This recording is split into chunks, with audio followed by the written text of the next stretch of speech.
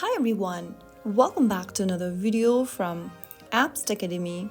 In this tutorial, I'm going to show you how to change your username on Roblox. To change your username on Roblox, first of all, open the Roblox application on your mobile device and make sure you're logged into your account. Once you're logged in, tap on the More button at the bottom right corner, and within the More menu, click on Settings.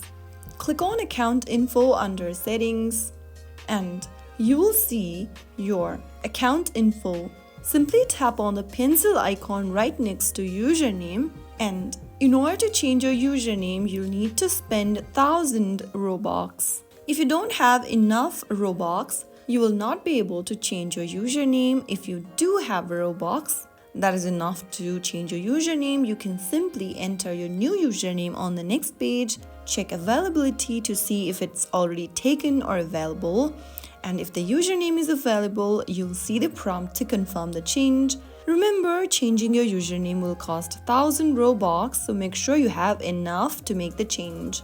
And that's how you will be able to change your username on Roblox. If you found the video helpful, like, share and subscribe for more Roblox tips and tricks. I'll see you in the next video. Thank you for watching.